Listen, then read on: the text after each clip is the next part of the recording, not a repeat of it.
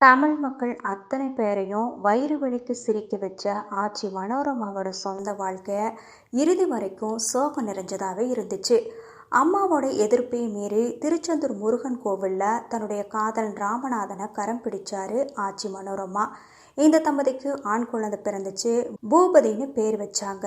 குழந்தை பிறந்த 11வது நாள் குழந்தையை பார்க்க வந்த ராமநாதன் வரும் வழியில ஜோசியம் பார்த்துட்டு வந்ததாகவும், பிறந்த இந்த குழந்தையால தன்னுடைய உயிருக்கு ஆபத்து இருக்கிறதாகவும் சொல்லி மனோரமா கிட்ட சண்டை போட்டிருக்காரு.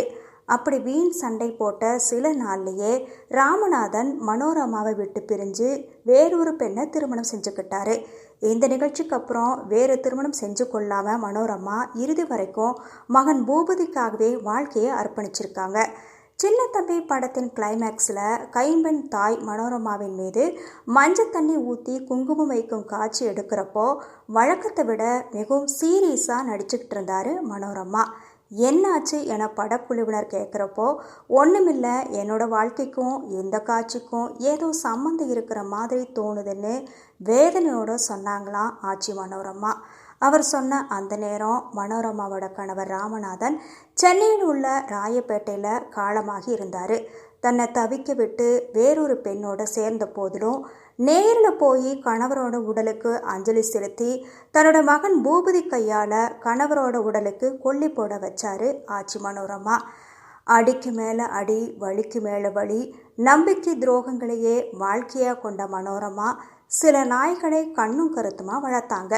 இந்த நாய் வளர்ப்பு குறித்து அவர் மகன் பூபதி ஒரு முறை கேட்குறப்போ, மனுஷங்க தான் நம்ப வச்சு ஏமாத்திடுறாங்க, ஆனால் இந்த ஜீவனுங்க எக்காலத்துக்கும் நன்றி விசுவாசத்தோடு இருக்கும்னு சொல்லியிருக்காங்க ஆச்சி மனோரமா.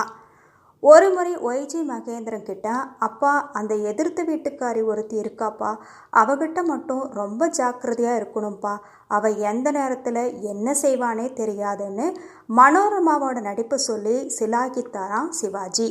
உங்களில் யாருக்கேனும் வாழ்க்கை வெறுத்து போனாலோ, தற்கொலை எண்ணம் தலை தூக்கினாலோ என் வாழ்க்கை வரலாறை ஒருமுறை புரட்டி பாருங்கன்னு மனோரமா வேதனையோடு சொல்லியிருக்காங்க. இளமையில வறுமை, சில வருடங்களை நீடித்த மன வாழ்க்கைன்னு அவர் தாண்டி வந்த தடைக்கற்கள் அதிகம். அதையெல்லாம் அவர் படிக்கட்டுகளாக மாற்றிக்கொண்ட திறமை, தங்கமாக ஜொலித்த அவரது குணம், வயிறு வலிக்கு சிரிக்க வச்ச நகைச்சுவை உங்களை ஒரே நொடியில் வாழ்க்கையின் மீது அதீத காதல் கொண்டவர்களாக மாற்றிடும்.